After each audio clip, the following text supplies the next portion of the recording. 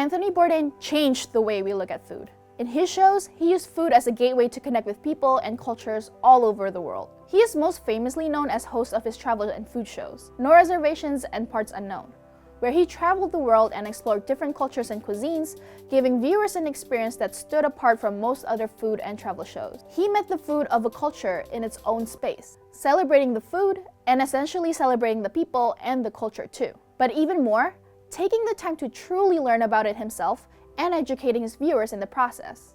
He talked to local chefs and people, going to places that only locals would hang out at, and at times would have meals at people's homes. But while the shows were largely about food, the food wasn't always his main focus. He understood that food is a part of a culture's identity, that there's history and real people behind it, not just flavors and ingredients. He often showed the daily life of the place he's in, and by doing so, he invited viewers to experience the place just like it is, as authentic and as real as it gets. People are just intensely connected to food. You know, it's personal. They're telling you something very intimate about themselves when they offer you something that they like. They're saying, this is what I like, you know, this is where I come from. He didn't shy away from the harsh realities of the countries he's visited either.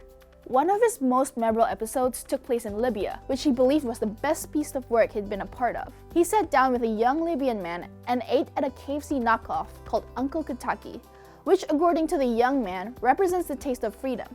This is one of the ways Bourdain explored the uncertain situation in Libya after Gaddafi's death, which provides a more nuanced and personal look into the issue rather than just reading it in the news. He used food as a vehicle to educate people on larger issues happening in different countries. While some people think that his show got too political, Bourdain believed that food is politics, and the two can't be separated. Why do people eat what they eat?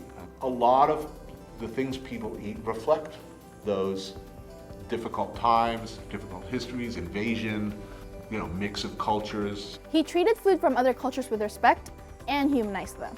He had a respect for its traditions and place in the culture. Bourdain took into account the history, political, and economic influences of a particular country and recognized the importance of learning about it all. He was quoted as saying, "Without experimentation, a willingness to ask questions and try new things, we shall surely become static, repetitive, and moribund." It is this life philosophy that distinguished Bourdain from his peers and allowed him to capture the essence of people through food.